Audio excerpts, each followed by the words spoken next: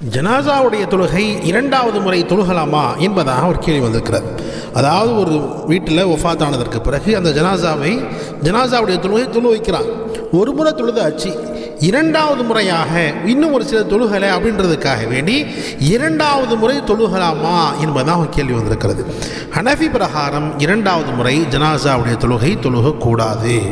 இது முற்றிலுமாக ஹனஃபி மஸ்லக்காக இருக்கிறது. அதாவது ஜனாசாவுடைய தொழுகை ஒரு முறை நம்ம தொழுதா அது ஃபர்து கிஃபாயா, ஒரு முறை தொழுதணும் என்பதாக சொன்னால் அந்த ஃபர்து நீங்கிவிடும். அதற்கு பிறகு மீண்டும் தொழுக வேண்டிய அவசியம் கிடையாது, நிச்சயமாக தொழுகவும் கூடாது. அதே சமயத்தில் இன்னொரு மசலாவை நம்ம விளங்கணும். ஜனாசாவுடைய தொழுகையை தொழுவச்சவங்க அந்த ஜனாசாவுடைய மகனாருடைய அனுமதி இல்லாமல் அல்லது அந்த ஜனாசாவுடைய தந்தையுடைய அனுமதி இல்லாமல் தொழு வச்சுட்டாங்க.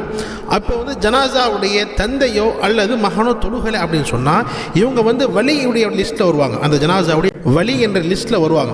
இவர்கள் தொழுகாததின் காரணமாக இரண்டாவது முறை இவர்கள் தொழுது கொள்ளலாம் என்ற அனுமதி மார்க்கம் கொடுக்கிறது, ஃபிக்ஹ் ஹனஃபி கொடுக்கிறது. அதாவது ஆக மொத்தமாக ஜனாசாவுடைய தொழுகை இரண்டு முறைகள் தொழுகக்கூடாது, ஒரு முறை தான் தொழுக வேண்டும். முதலாவது முறை தொழுகைக்கும் பொழுது அந்த ஜனாசாவுடைய வழியாகிய மகனோ அல்லது தந்தையோ தொழுகலை, அவருடைய அனுமதி இல்லாமல் முன்னாடி தொழுதுட்டாங்க என்பதாக சொன்னால் அந்த நேரத்தில் இவர்கள் இரண்டாவது முறையாக, அதாவது இந்த வழி இரண்டாவது முறையாக தொழு வச்சுக்கலாம், அவர்கள் தொழுது கொள்ளலாம் என்ற விஷயத்தை நாம் தெளிவாக விளங்கிக் கொள்ள வேண்டும்.